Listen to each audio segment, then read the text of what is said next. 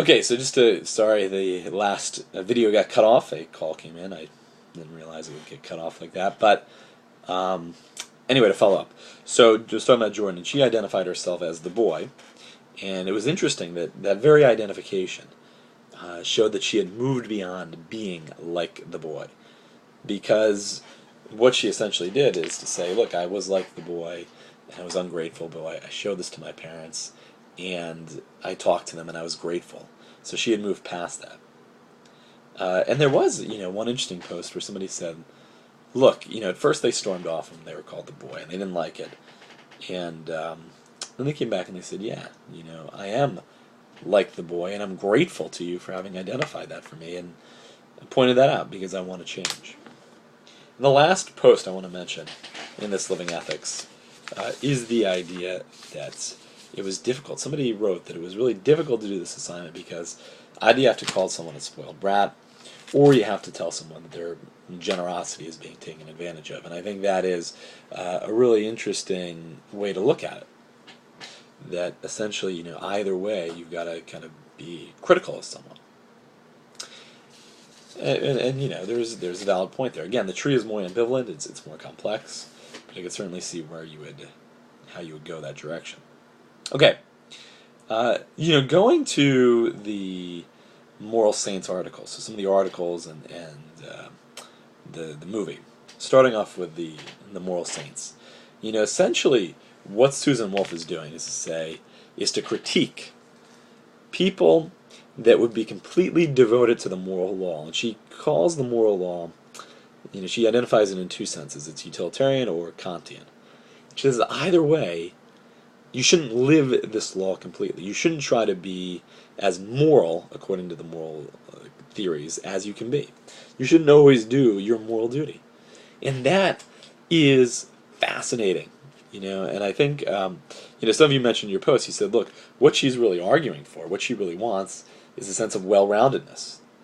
And I think that's absolutely right. She wants a well-rounded person. She says the well-rounded person is the ideal, not necessarily the person who is always doing their duty. And the reason for that is because she says, look, essentially, if you always do your duty, if you're always doing what is the right thing to do according to these moral theories, then essentially you can't love.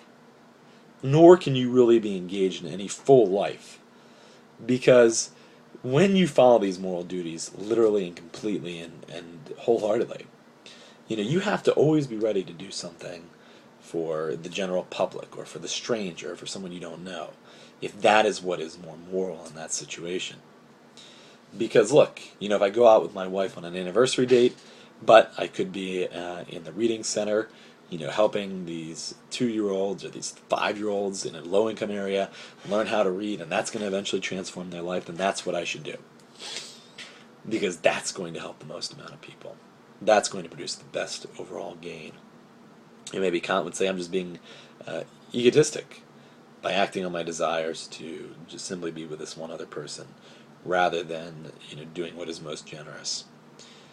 And if you do that, if you follow that, essentially I have to be able to give up a dinner with my wife. I have to be able to give up my son's baseball game.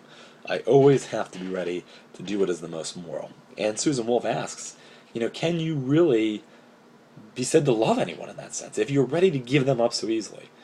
And it doesn't have to be just other people. It could be your passion. Maybe you are passionate about running, or you're passionate about the opera, or you're passionate about cooking, you're passionate about golf, you're passionate about going on hikes.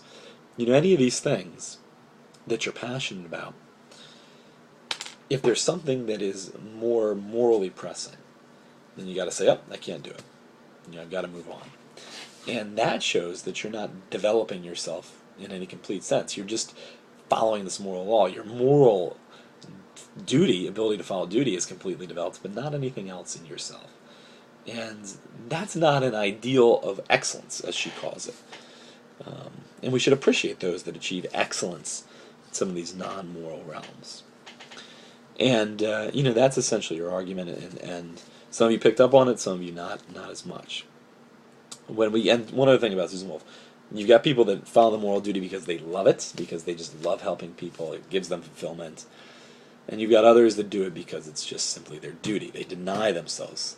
They deny their passions, their desires, their inclinations. The one is the loving saint, the other is the rational saint, but either way, Woolf says, it's not the ideal. When we go to Walt, I think in the movie Gran Torino, glad you picked it. It is a fascinating movie. It's a thought-provoking movie, and he is a really interesting character. And again, a number of you really picked up on this. With Walt, we've got to ask a couple things. Is he a good man? I think one of the basics is he a good man, or did he become a good man? If you say he was a good man fundamentally, then the problem is, well, what do you do with his racism? What do you do with the fact that he seemed to just discount people and blow them off and treat them with disrespect, early in the movie? Certainly did that with his neighbors. You could also argue he did that with his family. We also find out that he's killed before, that he's killed other human beings. And so, if you say he was a fundamentally good man, how do you deal with that, with those facts? I think one way you can deal with it is you can say, look, either he was so distraught by his wife that essentially he was in a funk and he was down, and it wasn't really his fault that he was acting this rude. But it doesn't seem like he was just like post his wife that he was like this. It seems like this is an element of his personality for quite a while. So I don't think that explanation really works. Another explanation, though, and you get this in the movie later on, when he says, look, the worst things in war are what you're not asked to do. In other words, when you kill, when you have them in order to do it, that kind of guilt sticks with him. We see his guilt in the confession scene, where he says, look, I kissed this woman at the Christmas party, and it's bothered me my whole life. You see it when he says, look, I sold this boat, I didn't pay taxes on it, that's stealing. You see it when he says, look, I couldn't develop a relationship with my kids, and it's bothered me for my entire life. You see it as well in some of the pivotal scenes when Walt and Tao are together. When Walt locks him in the basement and essentially says, look, you don't want blood on your hands. I killed this Korean kid. I shot him in the face, just as young as you. And there's not a day that goes by that I don't think about that kid, and it doesn't bother me. And so I think if you say he was fundamentally a good man, you would probably look to those scenes and say the reason he was good is because he realized that he had done things wrong. It's not that he didn't care, you get that persona early in the movie, but that it bothered him, that he wanted to do what was right, and that he was deeply, deeply troubled by harming other human beings. And so that's the way you go. You say, look, it was always there, this goodness, this concern, even though the exterior doesn't always show it. If you say he became a good man, you say something like, look, okay, maybe he had those tragedies, maybe he was dealing with those guilts, but he was really a jerk, for most of his life. He was a racist for most of his life. And that can't just be forgiven. That's wrong. And so you might say he became a good man. He became a good man when the monk family entered his life, he got to know them, and eventually he sacrificed himself for their well-being.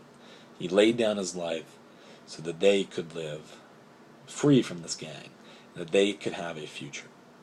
And clearly there you can say, look, that, at the very least, that act of self-sacrifice was good. Whatever else happened in his life, that was good. And you might say the process that led to him becoming that martyr was that becoming a good man.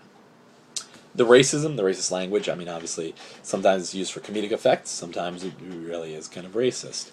And I think the interesting question with that issue of language is, what does it represent? It seems to mean different things in different contexts.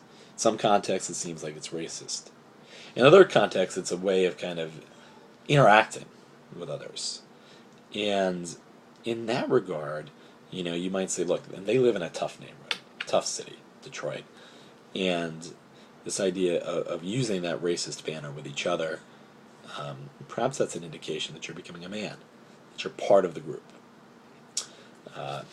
And so, that's kind of a quick recap of your discussion boards, of the material from last week, and I look forward to talking about this week in the video that I will shoot in just a moment.